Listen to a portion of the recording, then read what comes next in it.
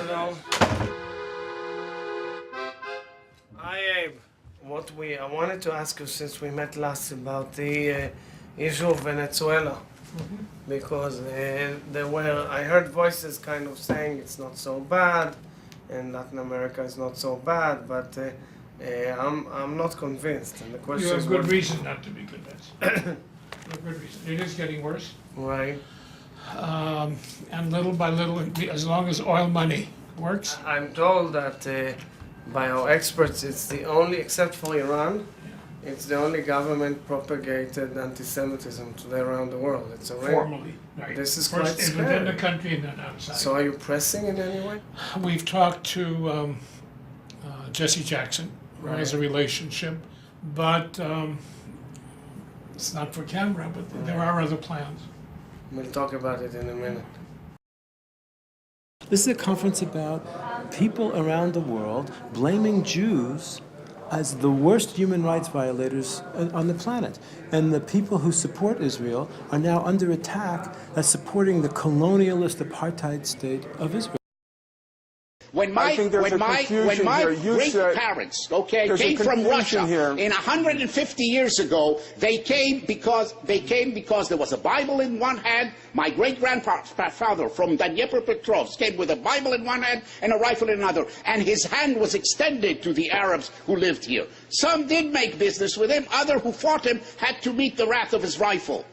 And that's how you live in the Middle East. We are a people who want to survive. We succeeded in surviving because we were able to defend ourselves, to stand up throughout the centuries. Go ahead, Without Norman. that, we wouldn't have been there. That's why we are an endangered species. All right, let's go to Norman here. Go ahead. It is an oddity that you say you're coming and you want to live in peace with somebody. You come with a rifle in your hand. I often have friends visit me at my home, and when they come to my home, they don't come with a rifle. So did the first settlers in the United States of America. You have to ask America. yourself an obvious question. So did the first settlers. Dr. Gessen, Dr. Gessen, correct. please Dr. Gessen, please let Norman finish his point. Go ahead, Norman, finish your point, please. I appreciate Dr. Gissen's comparison because I think it's exactly right. The first Euro-Americans who came to North America came with a rifle in hand because they came with the intention of displacing and dispossessing the indigenous population. That's why they needed a rifle. And most Americans nowadays at least acknowledge the fact that what was done to the indigenous population of North America was wrong. And it's exactly for the same reason that Israel, or I should say Jews from Eastern Europe, had to come to Israel or Palestine with a rifle in hand, because their intention was not to live with the indigenous population, but to displace and dispossess it in order to create a Jewish state in an area which was overwhelmingly Arab. And I think pretty much everything that ensued after that followed from that basic fact. Nowadays, I would say there are possibilities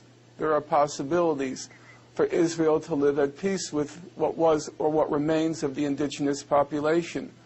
But unfortunately, Israel is unwilling to resolve the conflict along the lines of international law, which would allow for some sort of coexistence between Israel and the population that was displaced and dispossessed. It is internationally recognized that anti-Zionism is sometimes anti-Semitism. You know what? It's too bad. You are in chaos, and the world is dangerous. And Islamism, funded by the Saudis, is teaching gazillions of people around the world that you are evil before you came to Israel. So this is your problem. You're exactly right, and you don't want that to be true. Dotted across the country are a network of more than 40 Saudi students, schools and clubs teaching Muslim children up to the age of 18 in the evenings and at weekends. We wanted to find out what they were being taught, so we sent a young Saudi researcher undercover in London.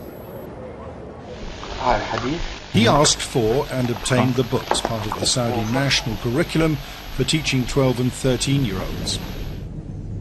There is a hadith that says that the Jews were cursed by God. They also say here that the Jews, they look like monkeys and pigs. We obtained all 12 years of the Saudi curriculum, which include diagrams about the punishment for thieves, one hand chopped off for a first offence, a foot for the second. Saudi officials told us that passages from the Quran are often taken out of their historical context, so we showed them to an academic known internationally for his expertise on the Quran. To present it cold as it seems to be here, as just part of the teaching of Islam, no, it's not wise. In the wrong hands, I think it is ammunition for antisemitism. The Saudi embassy insisted to us that they have no connection to the network of Saudi students, schools and clubs that are using these textbooks. However, the director for the network confirmed to Panorama that the Saudi Cultural Bureau, which is part of the embassy, does have authority over the Saudi students, schools and clubs. The existence of a Jewish community here has long fascinated the West, primarily because of the Iranian government's hostility towards the Jewish state, Israel. And Iranian Jews recently came to international attention when President Mahmoud Ahmadinejad described the Holocaust as a myth. For Iran's only Jewish member of parliament, this was too much.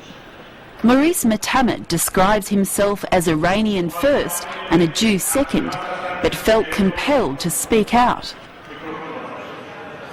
بهشون بفهمید که در زمانی که آقای احمدی نژاد به عنوان ریاست جمهور ایران تکذیب کرد و نفی کرد تراژدی بزرگ هولوکاست را، من با صدور بیانیه‌ای که در سطح جهان پخش شد اعتراض کردم به این بیانات، چرا که ریاست جمهور ایران اقدام کرد به نفی و تکذیب یک تراژدی که میشه گفت بزرگترین تراژدی تاریخ بشری بوده و من همون موقع اعلام کردم که این یک توهین بسیار بزرگ به تمامی یهودیان در سرتاسر دنیا بوده.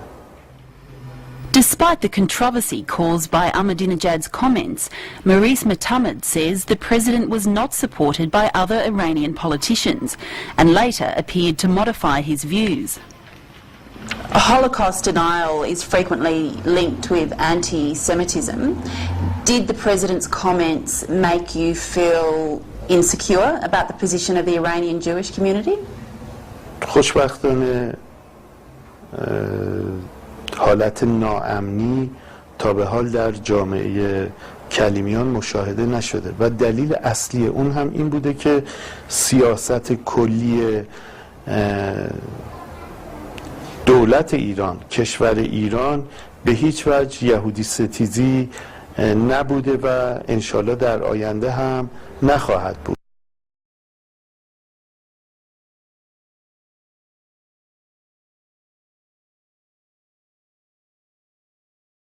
Because of what? Because of Abe Foxman? We have to be pious with Abe Foxman?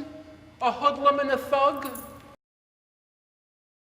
שיש לנו בעצם את הלוג הזה מאחורינו שם, תושבי ישראל שגרים פה בעצם. קודם כל, שאלה מאחורי מה? ומי זה אנחנו במקרה זה? הלובי הזה תומך בימין הישראלי, הוא מאולמרט ימינה, חביבם הוא ביבי נתניהו. וימינה מביבי, מעבר לביבי נתניהו, הימין הכי קיצוני. כאשר הייתה ממשלה שמאלית כאילו, היחסים היו רעים מאוד. ההתלהבות צנחה. כוונות מאחורי הארגון הזה הן כוונות טובות, לא באנטישמיות זה מטרה טובה. אני כבר לא יודע, אני לא בטוח. אני לא יודע מי משרת פה את מי. אנחנו אותם או הם אותנו. אם אנחנו מכתיבים להם מדיניות, או שהם, כמו שאמרת קודם, או שהם מכתיבים לנו מדיניות. אף אחד מהם לא לוחם באנטישמיות. הם לוחמים נגד ביקורת על ישראל. זה שני דברים לחלוטין שונים. כמעט שאין אנטישמיות באמריקה, זה אגדה. אין, ממש אין. לו הייתה, גם השדולה הייתה מתנהגת אחרת. אין. התופעה הזו שנקראת אנטישמיות היא קיימת רק בתקשורת הישראלית. ועל ידי כל מיני פונקציונרים יהודים בעולם שהם מתפרנסים מזה, שהם לוחמים באנטישמיות. איפה יש אנטישמיות? אין כלום. בעולם ישראל מצבה של היהודים באמריקה, מצבם לא היה כמו היום. מה, אנטישמיות זה המצאה ישראלית? המצאה יהודית? אנטישמיות? אנטישמיות היום? במידה רבה כן. כל אחד פוחד מאנטישמיות בגלל הזיכרונות ההיסטוריים, והיהודים מפוחדים תמיד.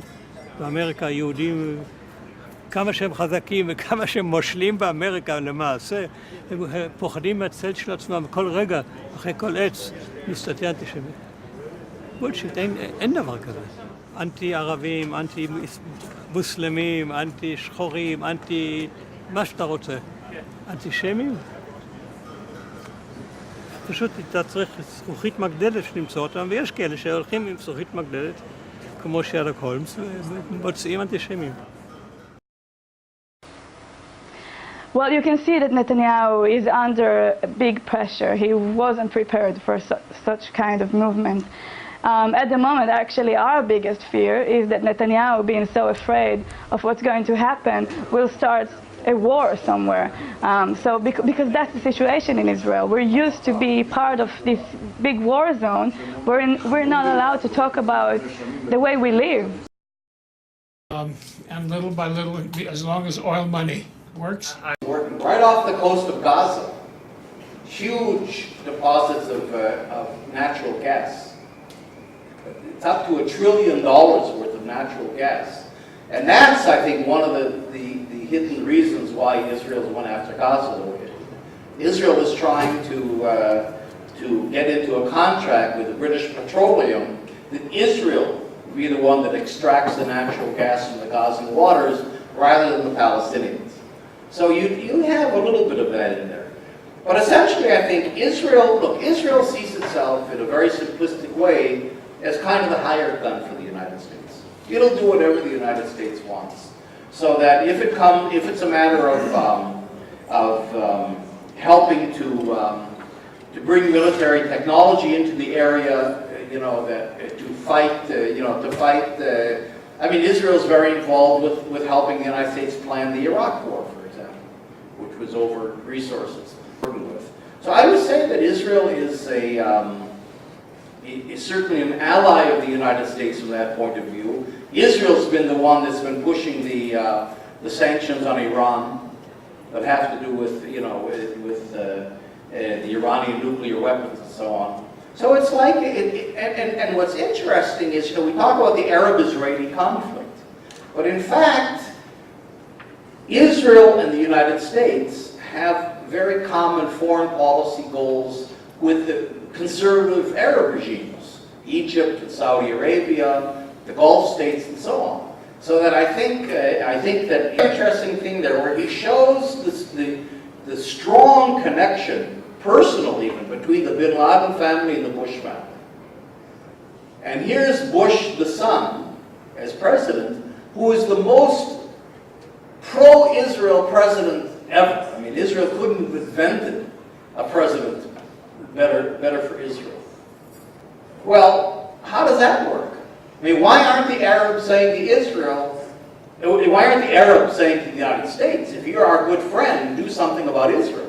There's got to be, I think, an Israel-Arab piece that's missing, you see. And it really isn't an Arab-Israeli war, because Israel and the Arab states have very common foreign policy objectives. For example, they're all kind of worried about Iran.